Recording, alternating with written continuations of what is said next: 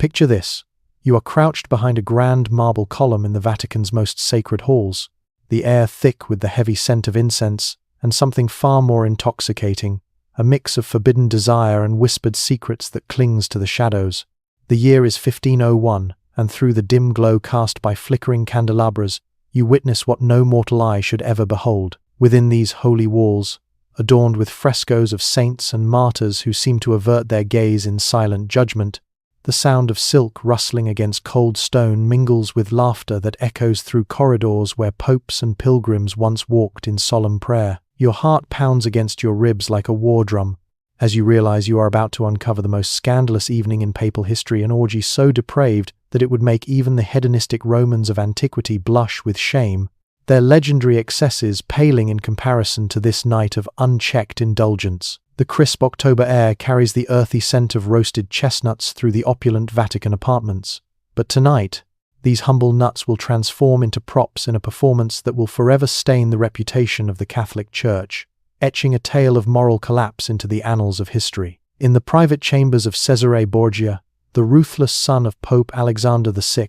50 courtesans, women of exquisite beauty and cunning grace, drawn from Rome's elite circles of intrigue, prepare for an evening that will be immortalized in the most secretive diary of Renaissance Rome, preserved in the Vatican archives for centuries, like a forbidden confession hidden beneath layers of pious prayers and dusty tomes of theology. This record reveals the raw underbelly of power, where faith and flesh collide in a dance of destruction. Before we plunge into these forgotten stories of survival, suffering, and the human frailty that binds us all across eras, if you enjoy unraveling the hidden truths of history, those moments where ambition eclipses virtue and curiosity uncovers the shadows, consider hitting that like button and subscribing for more content like this. And please, comment below to let me know where you're tuning in from. I find it incredible that we're exploring these ancient tales together, from bustling modern cities to quiet corners of the world, connected across time and space by our shared curiosity about the past. Much like how Renaissance scholars bridged antiquity with their own turbulent age, through rediscovered texts and timeless questions of morality. The man who would become known as the most perverted pope in history was born Rodrigo de Borgia, later Italianized to Borgia, on the 1st of January, 1431 AD,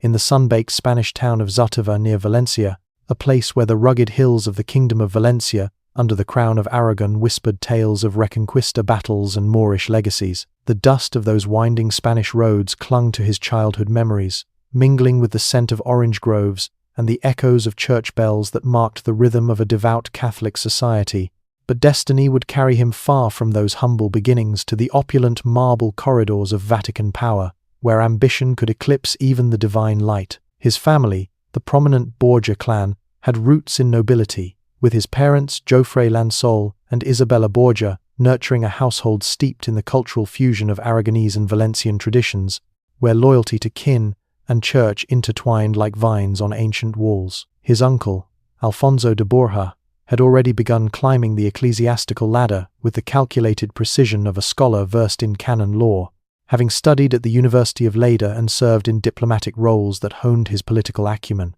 When Alfonso ascended to the papacy as Pope Calixtus III in 1455, young Rodrigo's fate was sealed like wax on a papal bull, imprinting his life with the indelible mark of opportunity born from blood ties. At just 25, Rodrigo was elevated to cardinal deacon, not through a divine calling or profound spiritual devotion that stirred the soul in quiet chapels, but through the ancient art of nepotism that flowed through the church's veins like poison through a dying body,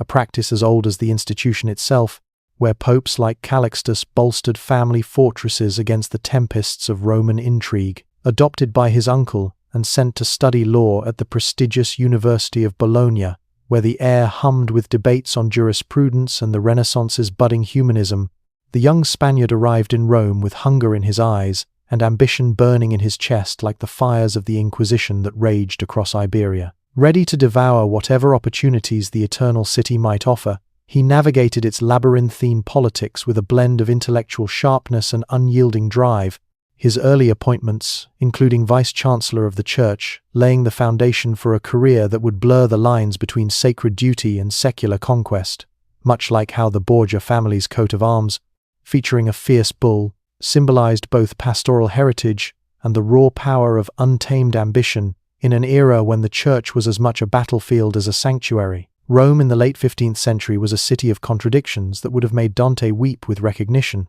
a labyrinthine metropolis where the ruins of ancient emperors stood sentinel over bustling piazzas, and the Tiber's murky waters carried whispers of both glory and decay from the days of Caesar to the Renaissance's fervent revival of classical ideals. By day, pilgrims from across Europe knelt in reverence before gilded altars in basilicas like St. Peter's, their prayers rising like smoke toward heaven amid the chants of monks and the scent of beeswax candles, embodying the spiritual fervor that drew souls seeking absolution in the eternal city. By night, however, the same cobblestone streets witnessed transactions that would make merchants of flesh wealthy beyond their wildest dreams, with shadowy alleys hosting clandestine dealings in taverns and brothels that thrived under the indifferent gaze of corrupt officials, reflecting a society where humanism's intellectual pursuits clashed with the church's moral decay. The papal court had become a marketplace where everything, including salvation itself, carried a price tag written in gold ducats. As simony, the sale of ecclesiastical offices flourished like the vibrant frescoes adorning its walls, turning the Vatican into a hub of political intrigue rivaling the courts of Milan or Florence. The young Spaniard, Rodrigo Borgia, arrived in this world of duality with hunger in his eyes and ambition burning in his chest like the fiery sermons of itinerant preachers decrying vice, ready to devour whatever opportunities the eternal city might offer, adapting swiftly to its rhythms by forging alliances with influential cardinals and navigating the complex web of Roman patronage systems that favored the bold and the cunning. He understood this world better than most, accumulating wealth with the methodical precision of a spider spinning its web, collecting ecclesiastical benefits across Europe, from benefices in Spain to abbeys in Italy like a merchant hoarding precious stones from distant trade routes that linked Venice to the Orient. His lifestyle was that of a Renaissance prince rather than a man of God, complete with lavish banquets where tables groaned under platters of exotic spices and Venetian wines, magnificent palaces adorned with tapestries depicting mythological triumphs, and a succession of mistresses who bore him children with the regularity of seasonal harvests, their unions not just personal indulgences but strategic bonds that wove family ties into the fabric of power, much like the Medici's matrimonial alliances that shaped Florentine dominance. The most significant of these relationships was with Venosa dei Catane, a Roman noblewoman whose beauty, captured in portraits with her cascading auburn hair and piercing gaze, was matched only by her understanding of how to navigate the treacherous waters of papal politics,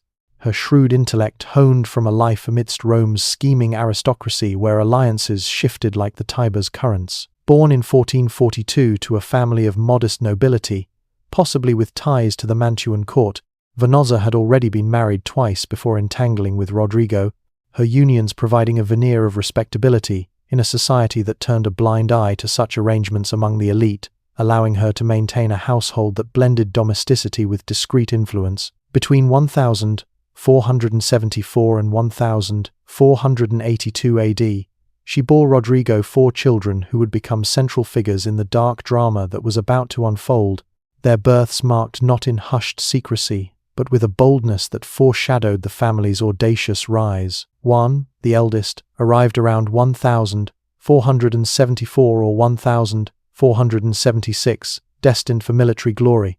Cesare in 1475, whose sharp mind echoed his father's ambition. Lucrezia in 1480, her innocence soon to be bartered in matrimonial plots. And Geoffrey in 1481 or 1482, the youngest, often overshadowed yet pivotal in alliances with Naples. Each child represented a chess piece in Rodrigo's grand game of power, their lives sacrificed on the altar of their father's overwhelming ambition, raised in luxurious villas where tutors instilled Renaissance learning alongside lessons in survival amid courtly intrigue. Even as a cardinal, Rodrigo's behavior scandalized Rome, no small feat in a city where scandal was as common as morning bread, with tales of illicit affairs buzzing through the markets like the swarms of flies over the Forum's ruins. Pope Pius II wrote him a scathing letter in 1460 AD, condemning conduct in Siena that had shocked the whole town and court. A private gathering in the gardens of a wealthy merchant,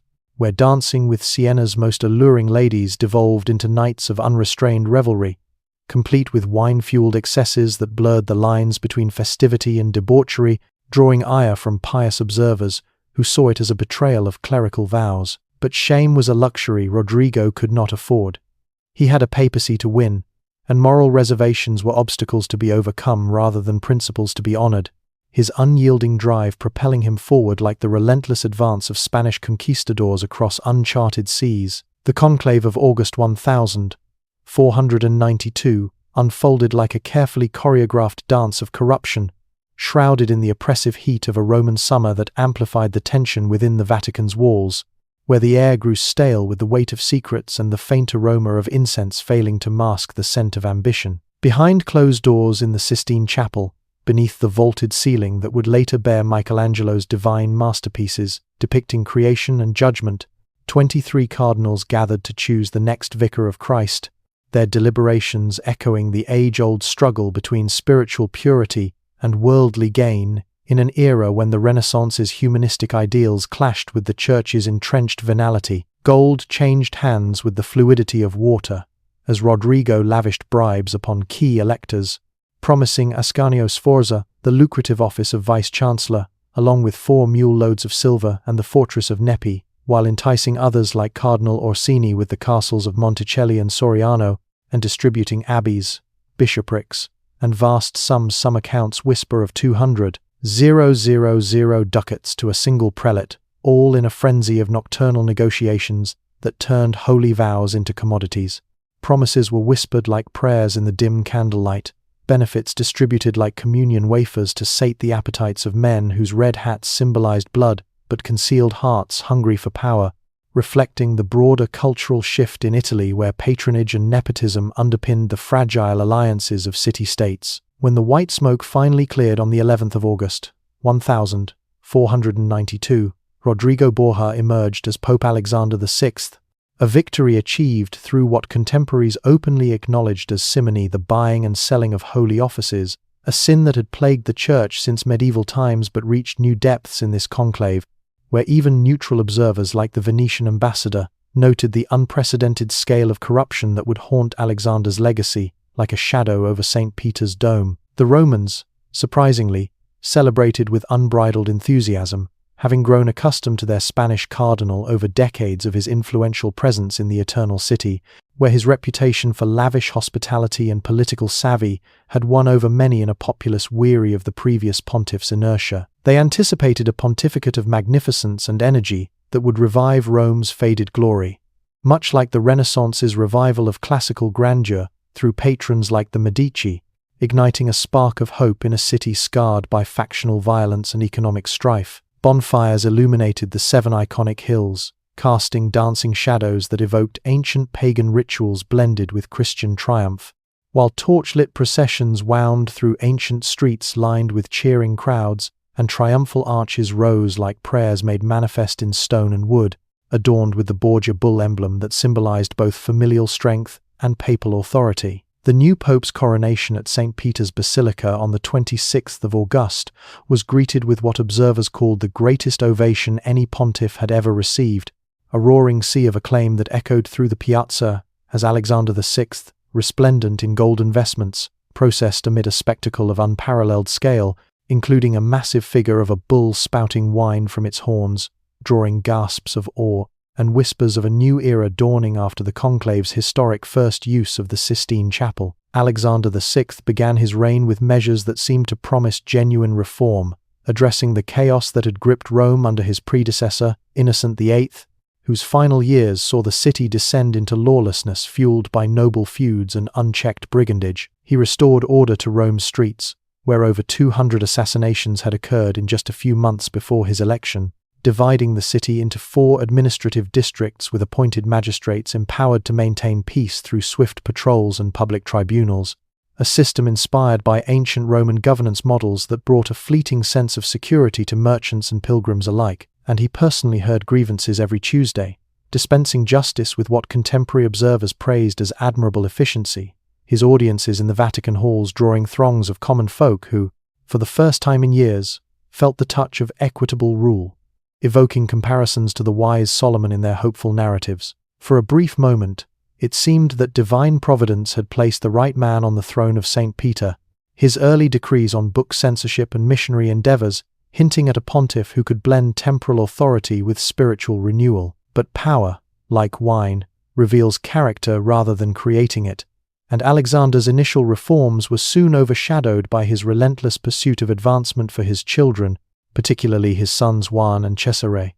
whose elevations would unravel the fragile veil of promise and plunge the papacy into depths of nepotism that echoed the worst excesses of earlier corrupt reigns. Alexander's initial reforms were soon overshadowed by his relentless pursuit of advancement for his children, particularly his sons Johann and Cesare, a drive that pulsed through the Vatican like the heartbeat of a dynasty forged in the fires of Renaissance ambition, where family bonds were wielded as weapons in the ceaseless wars of Italian politics. Johann, the golden-haired favorite whose charm masked a volatile temperament, was made Duke of Gandia in Spain, a title inherited in 1488 but elevated to new heights under his father's papacy, and married to Maria Enriquez de Luna, a cousin of the Spanish king Ferdinand II, in a 1493 union that sealed alliances across the Pyrenees with feasts of Iberian splendor, where flamenco rhythms mingled with Roman pomp, binding the Borgias to the Catholic monarch's expanding empire. In January 1497, Alexander further bestowed upon him the Duchy of Benevento, carving it from papal territories in a bold move that stirred resentment among Neapolitan lords, viewing it as the plunder of sacred lands for profane legacy building. Cesare, despite being only 18 and more suited to the saddle than the altar, was appointed to the prestigious Archbishopric of Valencia in 1492, fresh after his father's election, inheriting the see that Rodrigo himself had held and later elevated to cardinal in 1493, positions he treated as stepping stones rather than sacred callings, his youthful vigor channeling into schemes that would later inspire tales of Machiavellian cunning amid the Italian wars. These elevations, legitimized as early as 1480 under Pope Sixtus IV, exemplified the era's rampant nepotism, where popes like Alexander transformed the church into a familial fortress, much as the Medici had in Florence, prioritizing blood over piety in a society where trust was a rare commodity amid feuding city-states. The papal apartments during Alexander's reign became a theater where the sacred and profane performed an obscene ballet, the Borgia rooms freshly adorned with Pinturicchio's vibrant frescoes depicting mythological triumphs and biblical virtues, serving as ironic backdrops to nights of excess, their gilded ceilings echoing with laughter that drowned out the distant chants from St. Peter's. Dinners stretched late into the night, accompanied by entertainment that pushed the boundaries of acceptable behavior even by Renaissance standards, where lute players strummed seductive melodies and acrobats twisted in candlelit shadows, blurring the lines between courtly grace and carnal indulgence in an age when humanism celebrated the body as much as the soul. Alexander's mistress Julia Farnese, known throughout Rome as Julia la Bella for her extraordinary beauty, her raven hair and alabaster skin immortalized in whispers, and perhaps even in Pinturicchio's Vatican artworks, moved through the Vatican corridors as freely as any cardinal, her presence a constant reminder that the Pope's spiritual vows had been trampled underfoot by earthly desires. Born in 1474 to the noble Farnese family, she entered Alexander's life in 1489 at just 15, while he was 58 and still a cardinal, their affair facilitated by her mother-in-law Adriana de Mila, for political gain scandalizing Rome with sarcastic epithets like the Pope's whore or the Bride of Christ, yet reflecting a common Renaissance practice where such liaisons among clergy and nobility forged alliances, as seen in her brother Alessandro's swift rise to cardinal in 1493. In 1494, amid the French invasion,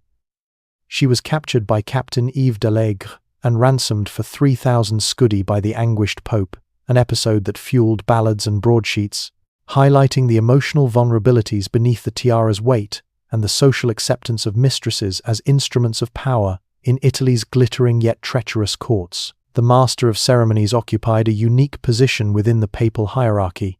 He was neither high enough to participate in the corruption nor low enough to be excluded from witnessing it, much like the neutral notaries in medieval guilds who documented disputes without bias. Like a shadow cast by candlelight in the flickering halls of the Apostolic Palace, he moved through the Vatican's most private spaces, observing everything while appearing to matter very little, his Alsatian accent perhaps marking him as an impartial foreigner amid the clannish Italian cardinals. Cardinals confided in him about ceremonial matters, sharing minutiae of liturgical precedents that echoed the rigid hierarchies of feudal society, and forgot his presence during moments when discretion should have prevailed, allowing him to capture unguarded revelations that exposed the chasm between public piety and private vice. This invisibility became his greatest asset as a chronicler of papal vice, his diary standing as a silent sentinel against the tides of historical revisionism, offering posterity a window into the soul of an era where faith and ambition danced a perilous waltz.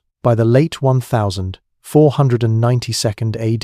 the Borgia family's behavior had begun to attract negative attention throughout Europe, their names synonymous with the excesses of Renaissance Italy, where whispers of corruption traveled from the fiery pulpits of Florence, where the Dominican friar Girolamo Savonarola thundered against papal vice, likening the Vatican to a sink of all vices in his sermons that drew crowds of thousands to the courts of Milan and Venice, fueling diplomatic dispatches that painted Alexander as a modern Nero cloaked in papal robes. Alexander's eldest son Juan had become Duke of Gandia, a title bestowed with lands in Spain and Italy that elevated him to princely status, but his character proved as corrupt as his elevation was undeserved, marred by tales of arbitrary cruelty that echoed the tyrannical lords of ancient Rome, including accusations of assaulting rivals in the streets and indulging in lavish excesses that drained papal coffers. Stories circulated about Juan's cruelty, such as his alleged involvement in the brutal treatment of prisoners during his brief stint as gonfalonier of the church, his sexual excesses that scandalized even Rome's jaded nobility,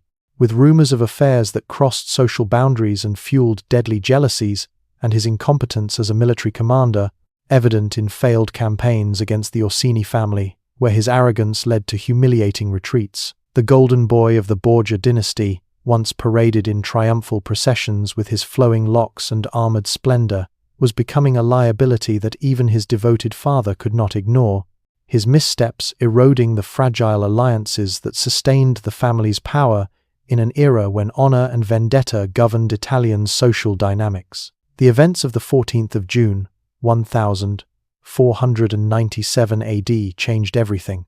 After attending a supper at his mother Vanozza's vineyard near San Girolamo degli Schiavoni, where he dined with Cesare, Cardinal Adriano Castellesi, and others amid the summer night's jasmine-scented air, Juan rode off into the darkness toward the Jewish quarter, accompanied briefly by a masked companion, only to vanish into the shadows of Rome's labyrinthine alleys. The next morning, his body was discovered floating in the Tiber River by fishermen near the Ponte Sant'Angelo, his throat cut from ear to ear, and his body bearing 9 savage wounds, stabs to the head, arms, legs, and torso. Yet curiously, his purse remained heavy with 30 gold ducats, suggesting a motive of passion or politics rather than mere robbery in a city rife with hired assassins known as bravi. The murder sent shock waves through Rome, prompting Alexander to order the city gates sealed and a frantic search of the Tiber that dredged up over 120 bodies in a grim testament to the era's violence, and struck the Pope with grief so profound that observers wondered if divine justice had finally visited the Borgia family, echoing the fatalistic beliefs of Renaissance humanism where fortune's wheel could turn swiftly against the mighty. For 3 days and nights, the Pope refused food and sleep, weeping behind closed doors in the apostolic palace like a broken man rather than the mighty pontiff who had once intimidated kings with his diplomatic cunning, his cries reportedly echoing through the halls as he lamented, "We are in the hands of the wolf," in a moment that humanized the tiara's bearer, amid suspicions swirling around rivals like the Orsini, Sforza, or even Cesare himself. In his anguish, Alexander announced a program of church reform on the 19th of June, calling for measures to restrain the luxury of the papal court, curbing extravagant banquets and jewelry that rivaled secular princes, reorganize the apostolic chancery to root out bureaucratic graft, and suppress simony and concubinage that had become as commonplace as the daily mass. For a brief moment, it seemed that personal tragedy might accomplish what years of criticism had failed to achieve, stirring hopes among reform-minded clerics who saw echoes of earlier calls for renewal like those from the Council of Constance. A commission of 6 cardinals and canonists, including Oliviero Caraffa and Jorge da Costa, began drafting ordinances that anticipated the reforms of the Council of Trent still decades in the future, proposing stricter clerical celibacy and limits on benefice accumulation in a bid to restore the Church's moral authority. But grief, like everything else in Alexander's character, proved temporary. Within months, by September, the reform proposals were forgotten. The commission dissolved amid shifting priorities, filed away like embarrassing love letters from youth in the Vatican's archives. The Pope's attention turned to his surviving children, particularly Cesare, whose iron will and ruthless ambition forged in the crucibles of Roman intrigue and Spanish heritage would now drive the family's agenda, positioning him as the enforcer of Borgia dominance in a landscape where blood ties demanded unyielding loyalty. If Juan had been Alexander's heart, pulsing with favoritism and folly, Cesare was his sword sharp, cold, and utterly without conscience, ready to carve a path through Italy's divided states with a ferocity that would captivate chroniclers and terrify foes alike. If Juan had been Alexander's heart, pulsing with favoritism and folly, Cesare was his sword sharp, cold, and utterly without conscience, forged in the fires of Renaissance intrigue where mercy was a weakness and victory the only absolution. Cesare Borgia possessed a magnetism that drew admirers and enemies alike, tall and broad-shouldered, with a handsome face framed by dark curls and piercing eyes that seemed to pierce souls. He was possessed of an intelligence that bordered on genius, his mind a labyrinth of strategies honed through studies in law and theology at Perugia and Pisa, yet always attuned to the brutal rhythms of power. He had initially been destined for the church like his father, elevated to cardinal at just 18-inch, a nepotistic flourish that shocked even Rome's jaded curia. But Cesare's talents lay in warfare and statecraft rather than theology, his spirit chafing against the crimson robes like a caged lion yearning for the battlefield's roar. On the 17th of August, 1498 AD, in a move that sent ripples through the ecclesiastical world, Cesare resigned his cardinalate, the first cardinal in history to voluntarily abandon the sacred office, a decision ratified by his father in a secret consistory, amid whispers of divine retribution or familial ambition unbound, freeing him to pursue the secular glory that his blood demanded. That same day, as if fate conspired in his favor, French King Louis XII bestowed upon him the title Duke of Valentinois, a French duchy that lent him noble legitimacy, and a nickname, Il Valentino, that would echo through ballads and chronicles alike. He set his sights on secular power with the fervor of a crusader reclaiming lost lands, his resignation marking a pivotal shift in Borgia fortunes amid the swirling chaos of Italian city-states fractured by endless wars and fragile alliances. The political landscape of Italy, a mosaic of rival duchies and republics from the Alpine passes to the sun-drenched shores of Naples, provided Cesare with opportunities that would have challenged even Machiavelli's imagination, as foreign powers like France and Spain eyed the peninsula's riches with predatory hunger. The French King Louis XII, ascending the throne in 1498 after Charles VIII's untimely death, needed papal approval for an annulment of his marriage to the saintly Joan of France, citing her physical deformities in a scandalous trial that gripped European courts, while various Italian duchies like Forli, Rimini, and Pesaro stood ripe for conquest by a sufficiently ruthless commander, their lords weakened by internal strife and the aftermath of the 1494 French invasion. Alexander saw in these circumstances a chance to create a kingdom for his son, even if it meant allying with foreign invaders against fellow Italians, forging a pact sealed by Cesare's 1499 marriage to Charlotte d'Albret,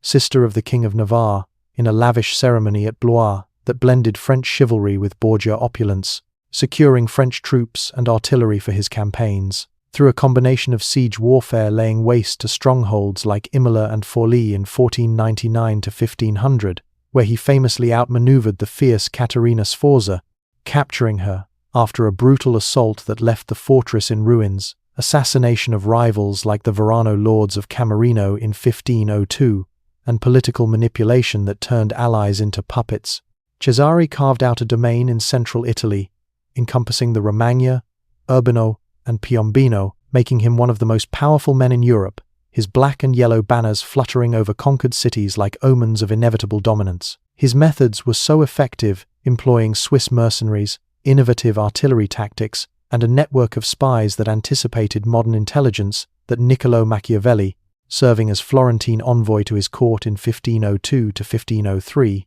would later use him as the model for the prince, admiring Cesare's ability to combine cruelty with efficiency in the pursuit of political goals.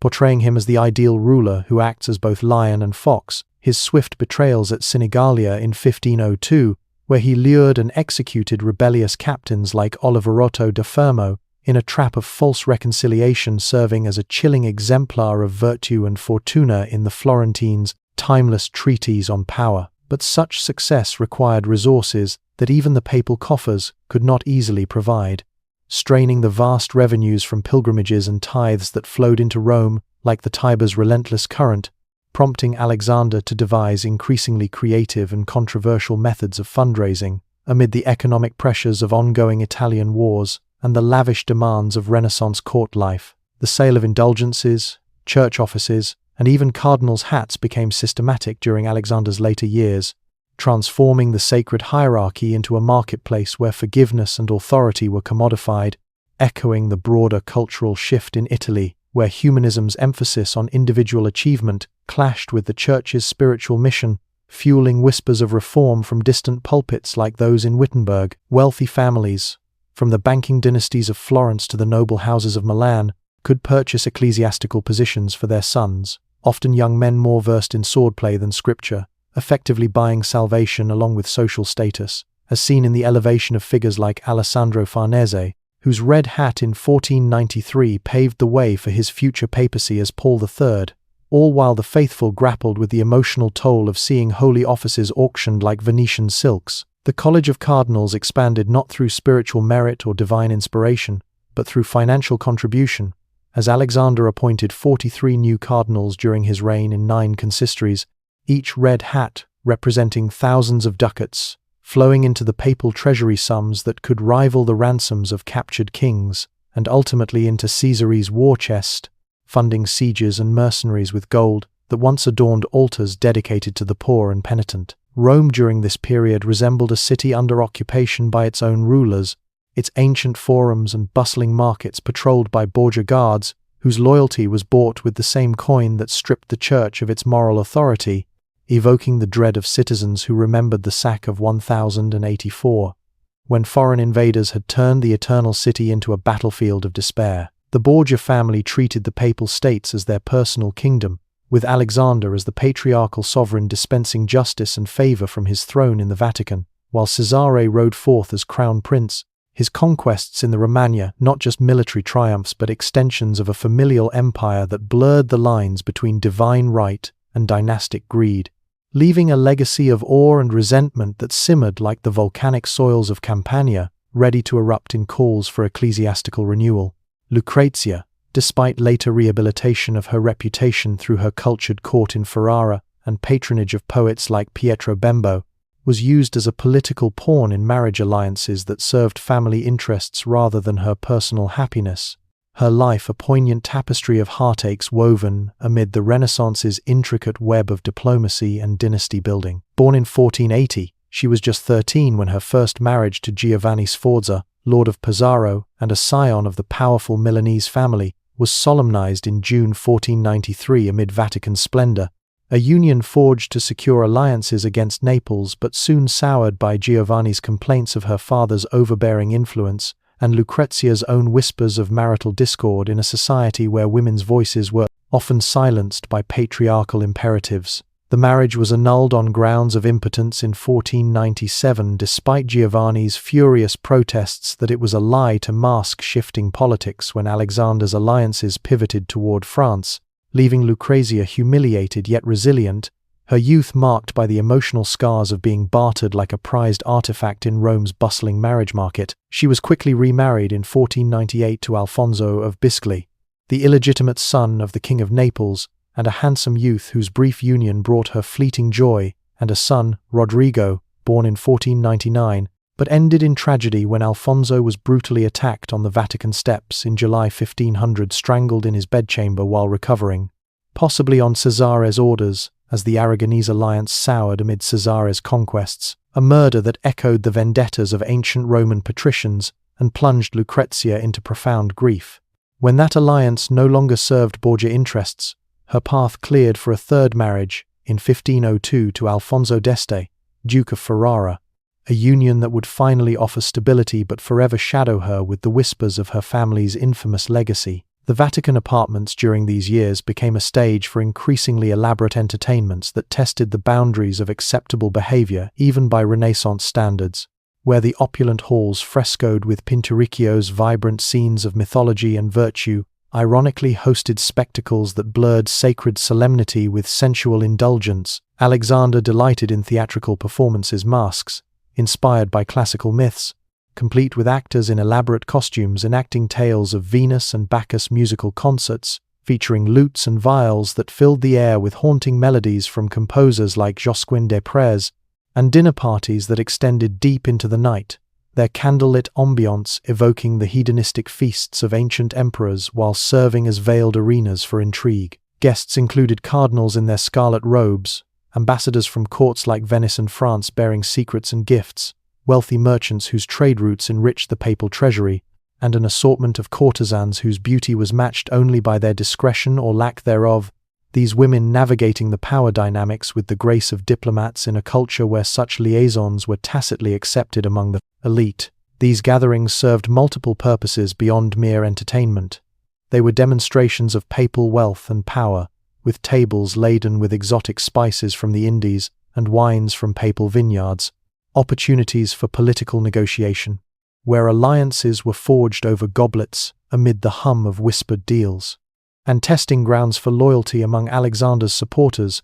binding them in shared complicity, like the ancient Roman client-patron bonds. Cardinals who participated in the Pope's entertainments were implicated in his behavior, making them reluctant to criticize or betray him,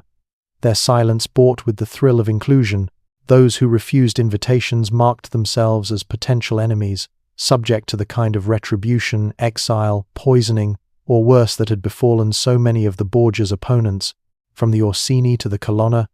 in the cutthroat arena of Roman nobility. The autumn of 1501 AD found the Borgia family at the height of their power and perhaps their corruption, the crisp air carrying the scent of harvest festivals while Rome basked in the afterglow of the Jubilee year of 1500. A monumental event where Alexander VI, on Christmas Eve 1499, dramatically opened the holy doors of St. Cruz, Peter's Basilica, and dispatched legates to do the same at the other three major basilicas, drawing hundreds of thousands of pilgrims from across Europe in a spectacle of faith and commerce that swelled the papal coffers with indulgence, sales, and offerings,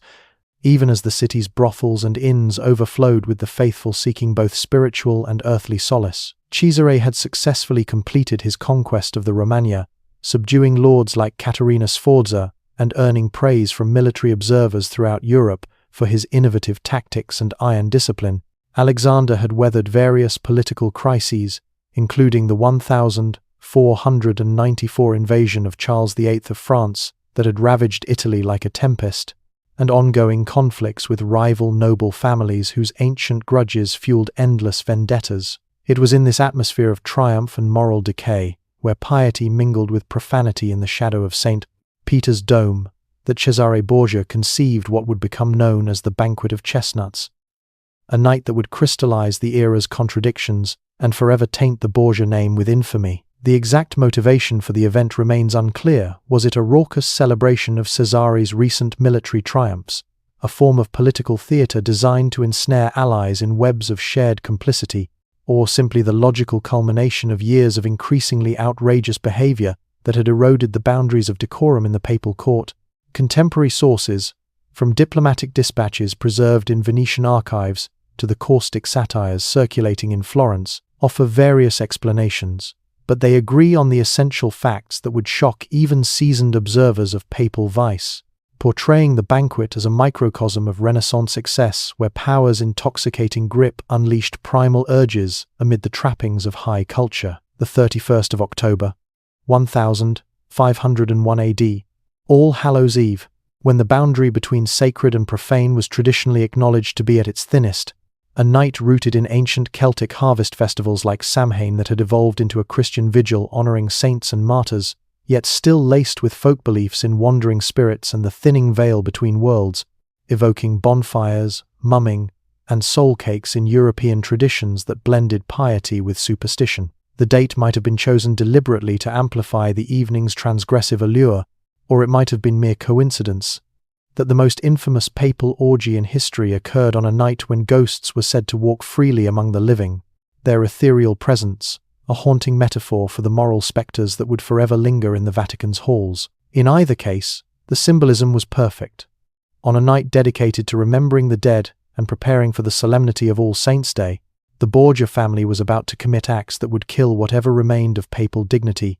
casting a long shadow over the Church's spiritual authority in an era already teetering on the brink of reformist upheaval. Cesare's apartments in the Vatican occupied part of the papal palace that had been magnificently decorated by Pinturicchio during the early years of Alexander's reign, the renowned Umbrian painter whose vibrant frescoes in the six-room suite commissioned around 1492 to 1494 blended classical mythology with Christian allegory, featuring scenes like the resurrection of Christ, the myths of Isis and Osiris symbolizing resurrection and fertility, and the Borgia bull emblem woven throughout, all executed in a style that married medieval symbolism with emerging Renaissance naturalism. The frescoed walls depicted scenes from classical mythology and Christian history, such as the triumphant return of Osiris or the Apostles' miracles, creating an ironic backdrop for events that belonged to neither tradition, their idealized figures of virtue and divinity gazing down in silent reproach upon the unfolding depravity. These rooms,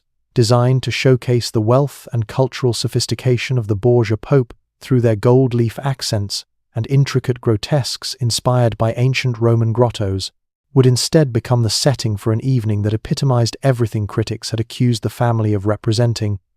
a profane perversion of sacred space in the heart of Christendom. The guest list for the evening revealed the breadth of corruption that the Borgias had achieved. Cardinals, who should have been spending the evening in prayer or vigil preparations for All Saints' Day, mixed with Roman nobles whose wealth amassed through trade in spices, silks, and indulgences had purchased their silence about previous papal scandals, their attendance a tacit endorsement of the family's unchecked power. Diplomats from various European courts attended, perhaps viewing the evening as an opportunity to gather intelligence about papal intentions amid the shifting alliances of the Italian wars, or perhaps simply drawn by curiosity about how far the Borgias would push the boundaries of acceptable behavior in a society where courtly entertainments often skirted the edges of morality. But the true stars of the evening were the 50 courtesans whom Cesare had assembled for the entertainment of his guests. These were not common prostitutes pulled from Rome's streets, but sophisticated women known as honest courtesans in Renaissance parlance,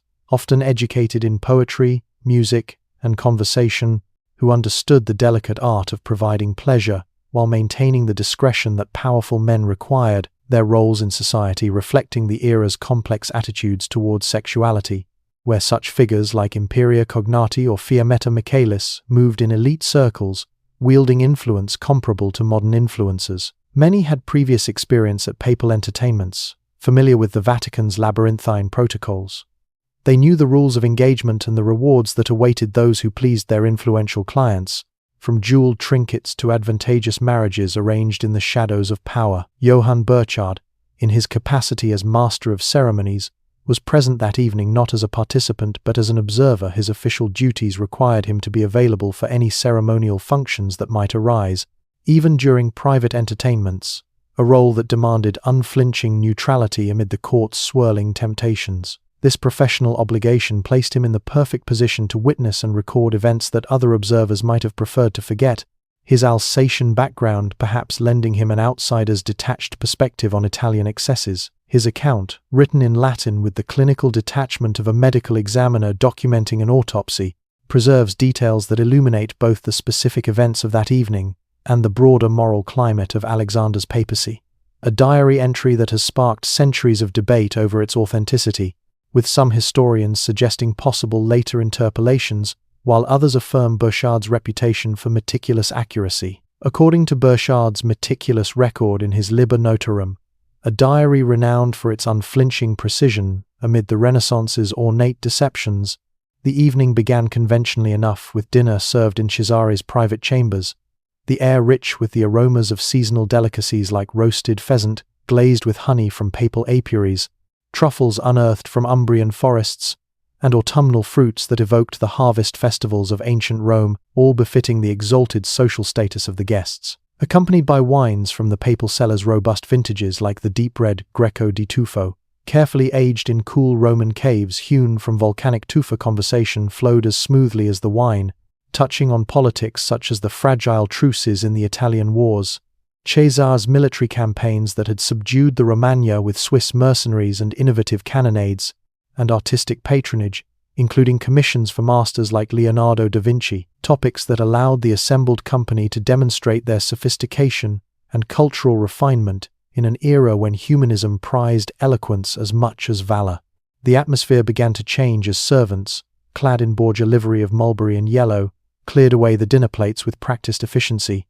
and the evening's true entertainment commenced, shifting from intellectual discourse to a more primal spectacle that tested the court's elastic morals. The 50 courtesans, referred to in Burchard's Latin as courtisanae honestae, meaning high-class prostitutes who were educated, witty, and often patrons of the arts themselves, akin to the celebrated imperia of Rome's elite circles, dressed in silks and velvets that had been carefully selected to display their physical attributes to best advantage, began to dance for the assembled guests, their movements graceful yet provocative, inspired perhaps by the sarabandes and pavonets popular in French courts that Cesare admired. The music, provided by musicians who had been sworn to secrecy about the evening's proceedings under threat of excommunication or worse, created rhythms that encouraged increasingly intimate movement, the lutes and viols weaving melodies that quickened pulses and loosened inhibitions in the flickering candlelight. What followed challenged even the broad definitions of acceptable behavior that had evolved during Alexander's papacy,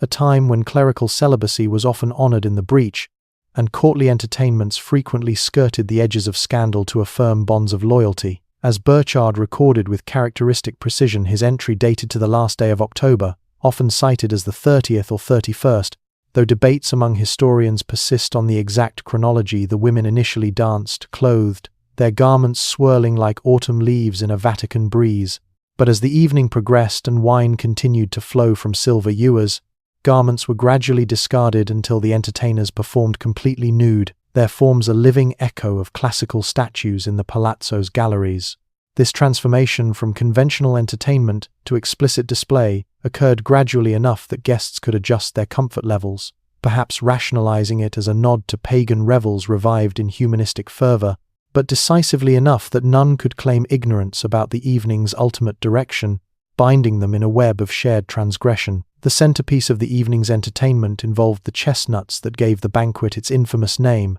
a humble autumn staple transformed into a symbol of debauched ingenuity. Servants removed the candelabra from the dining tables and placed them on the floor around the room, creating pools of flickering light separated by areas of shadow that danced like restless spirits on All Hallows' Eve, evoking the folk customs of warding off evil with flames while ironically illuminating vice. Chestnuts roasted earlier and still warm, their nutty scent mingling with the wax and perfume, were scattered across the floor between these light sources, and the nude courtesans were instructed to crawl on hands and knees to collect them, their bodies illuminated by candlelight as they moved through the improvised obstacle course, some accounts suggesting they gathered the nuts with their mouths to heighten the spectacle's erotic humiliation, though Burchard's text specifies only the crawling, leaving room for the imagination's darker flourishes in later retellings. Pope Alexander VI,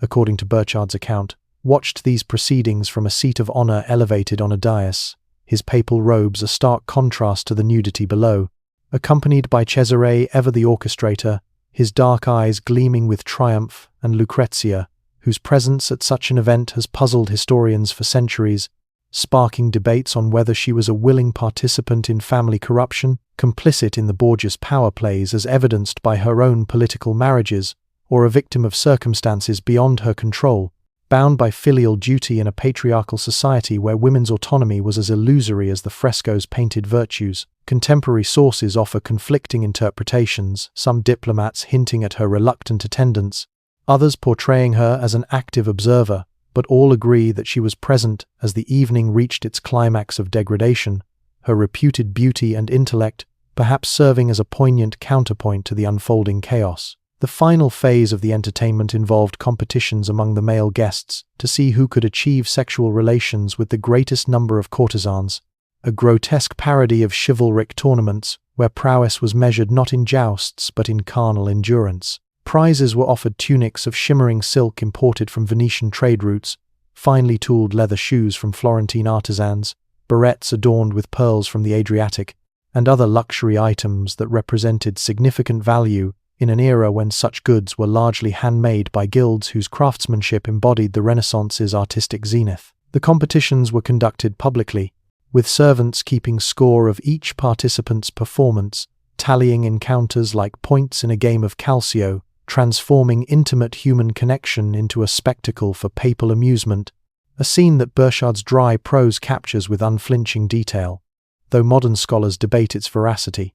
noting that while two independent sources confirm a gathering, the orgiastic elements may stem from anti-Borgia propaganda or later interpolations in the diary, yet its enduring grip on history underscores the era's fascination with the fall from grace. Alexander's response to criticism was characteristically defiant, a thunderous rebuff that echoed through the marble halls of the Vatican like the clash of armies on the Italian plains, rather than expressing remorse or implementing reforms that might have salvaged his tattered spiritual legacy in the eyes of a disillusioned Christendom. Instead of bowing to the mounting calls for repentance voiced by distant reformers who decried the papacy as a den of iniquity, he intensified his support for Cesare's military campaigns, funneling even more ecclesiastical revenues into the conquest of central Italy, where fortresses fell like dominoes under his son's relentless sieges, and continued to live with the same magnificent excess that had characterized his entire papacy, hosting ever more opulent feasts, and bestowing favors on loyalists with a largesse that mocked the vows of poverty once cherished by the Church's founders.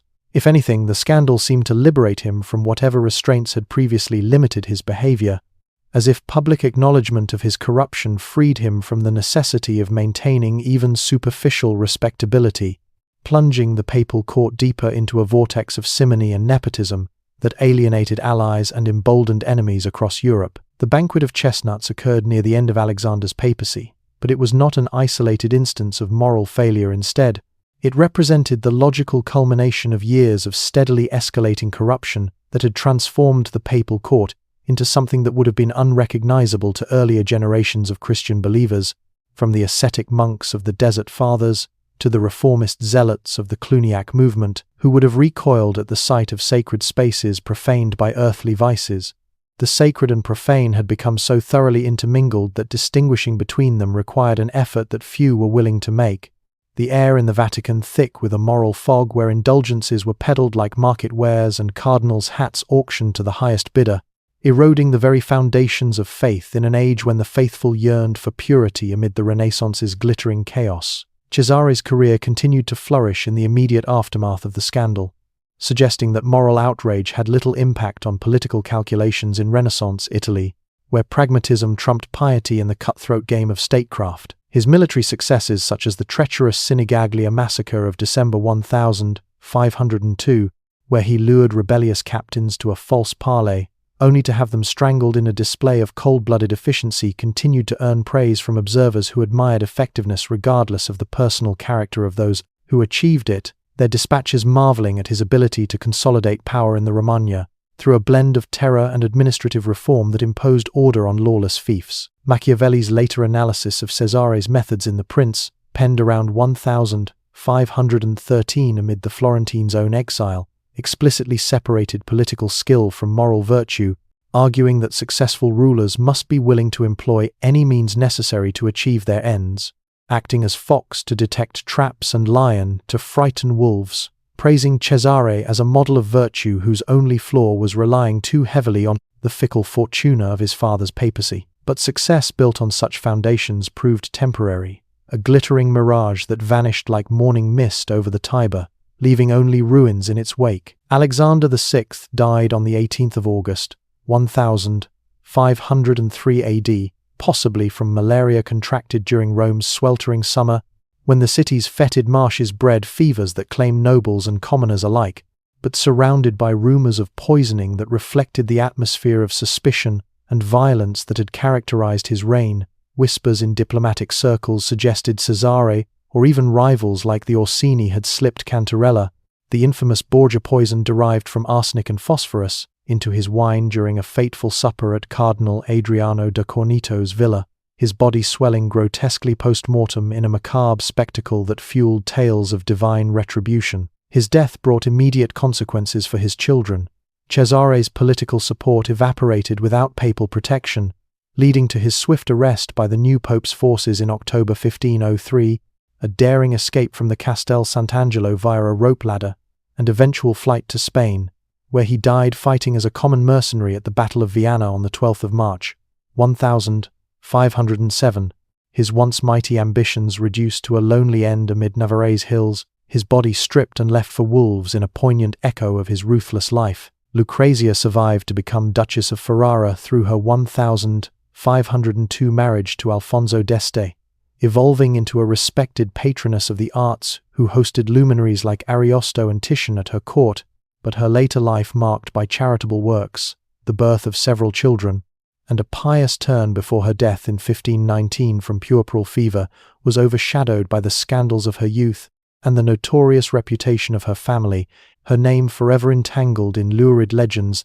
that painted her as both victim and vixen in the Borgia saga. The new pope, Julius II, born Giuliano della Rovera, a fierce rival of the Borgias who had spent years in exile plotting their downfall, refused to occupy the Borgia apartments where the Banquet of Chestnuts had taken place, viewing them as tainted by vice and perhaps haunted by the echoes of depravity. He moved to rooms on the floor above, which he commissioned Raphael to decorate with frescoes that would become some of the most celebrated artworks in Vatican history, including the School of Athens in the Stanza della Segnatura, a masterpiece of humanistic idealism depicting philosophers like Plato and Aristotle in harmonious discourse, symbolizing a return to intellectual and moral purity. This physical relocation symbolized a broader attempt to distance the papacy from the moral failures of Alexander's reign, as Julius II, the warrior pope, pursued aggressive reforms and military campaigns to reclaim papal territories, though the damage to papal reputation etched into collective memory by chroniclers and reformers proved more difficult to repair than damaged apartments,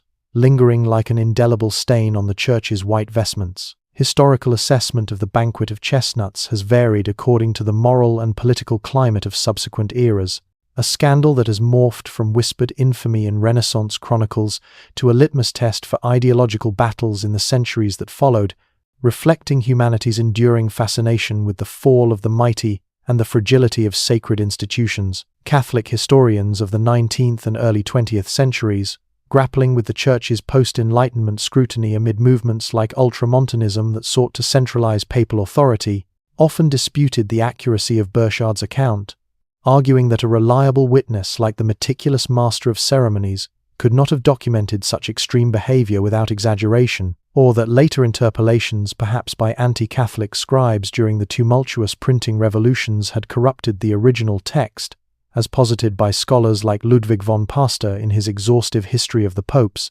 who viewed the diary entry as potentially fabricated propaganda from Borgia rivals. Protestant historians, conversely, embraced the scandal as irrefutable evidence, supporting their criticisms of papal authority and Catholic claims to moral leadership, wielding it like a fiery brand in works such as John Foxe's Book of Martyrs, or later Reformation polemics that painted the Vatican as a modern Babylon, where the banquet symbolized the depths of corruption that justified schism and the call for a purified faith untainted by Roman excesses. Modern historians generally accept the basic accuracy of Burchard's account, while placing it in the broader context of Renaissance Italian culture, a vibrant yet volatile world where humanism revived classical hedonism alongside Christian piety, and courtly entertainments often mirrored the uninhibited festivals of ancient Rome or the licentious carnivals of Venice. They note that sexual displays and public entertainments involving prostitutes were not uncommon among secular rulers of the period, from the opulent banquets of Lorenzo de' Medici in Florence to the erotic masques at the French court under Charles VIII, making Alexander's behavior shocking primarily because of his position as head of the Catholic Church rather than because such conduct was unknown in contemporary society, as explored in biographies like Sarah Bradford's Cesare Borgia, His Life and Times, which contextualizes the event amid the era's fluid moral boundaries. The architectural setting of the banquet adds another layer of historical irony to the events of that October evening, the opulent Borgia apartment serving as a gilded cage where divine artistry clashed with human depravity in a poignant reminder of the Renaissance's dual soul. The rooms where the orgy occurred had been decorated by Pinturicchio with frescoes depicting episodes from classical mythology and Christian history, elaborate cycles in the Sala dei Misteri drawing from medieval encyclopedias like Isidore of Seville's Etymologiae, featuring allegorical scenes of Egyptian gods like Isis and Osiris symbolizing resurrection and fertility, Greek myths intertwined with astrological motifs, and Christian triumphs, such as the Disputation of St. Catherine, all rendered in vibrant tempera and gold leaf that evoked a liturgical program, blending pagan wisdom with Catholic doctrine, as if invoking divine intermediation through art. Ancient gods and saints looked down from painted walls as scenes unfolded that would have scandalized both pagan and Christian sensibilities, creating a visual commentary on the distance between artistic ideals of harmony and the raw chaos of human reality, the frescoes' serene figures of virtues starkly contrasting the writhing forms below, in a bitter irony that underscored the hypocrisy at the heart of Borgia power. Archaeological investigations of the Vatican apartments, including 20th-century restorations that uncovered original plaster layers and hidden doorways, have revealed details about the physical layout that help explain how such events could occur within the papal palace, their discreet design a testament to the era's architectural ingenuity in service of secrecy. The Borgia apartments were designed with multiple chambers connected by corridors that allowed for both public ceremonies in grand halls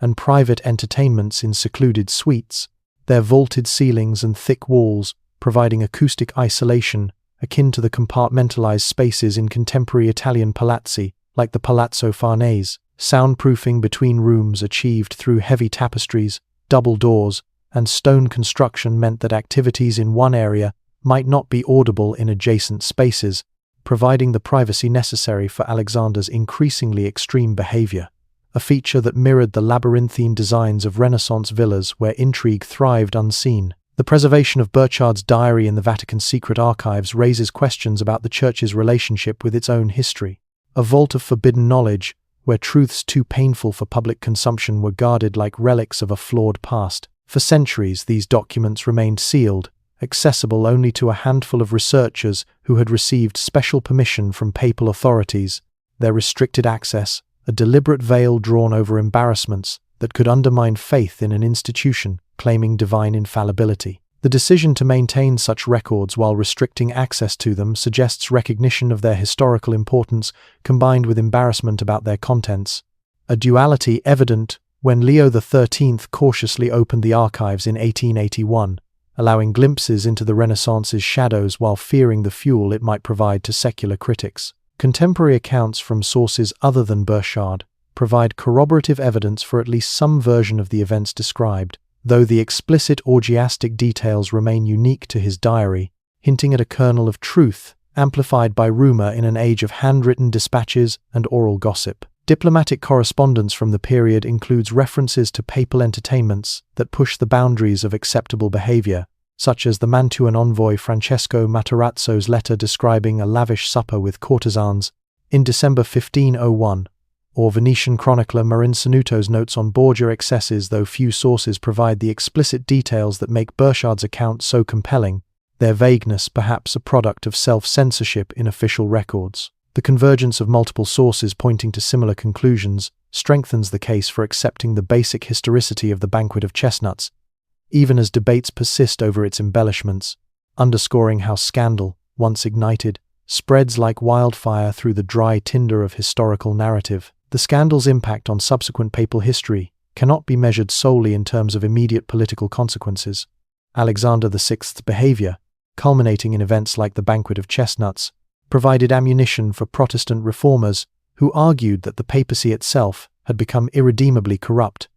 their indictments drawing on Borgia excesses to illustrate the urgent need for a return to scriptural purity. Martin Luther's criticisms of papal authority, unleashed in his 1517-95 theses that decried indulgences and clerical abuses, gained credibility from well-documented examples of moral failure at the highest levels of church hierarchy, the Borgia legacy serving as a vivid emblem of the Whore of Babylon imagery that galvanized Protestant fervor across Germany and beyond. The Counter-Reformation that began in the mid-16th century represented, in part, a response to scandals like the Banquet of Chestnuts, as Catholic leaders confronted the existential threat of schism with a renewed commitment to internal purification. Church leaders recognized that moral reform was necessary to restore papal credibility and counter Protestant criticisms, convening the Council of Trent from 1545 to 1563, a marathon of doctrinal debates that addressed long-festering issues. The Council of Trent's emphasis on clerical discipline, enforcing celibacy with stricter oversight, curbing nepotism through residency requirements for bishops, and mandating moral education and the establishment of seminaries for priestly education addressed problems that had been dramatically illustrated by Alexander VI's conduct, forging a more disciplined church that emerged from the ashes of Renaissance excess like a phoenix. Its reforms are testament to the enduring cycle of corruption and renewal in human institutions.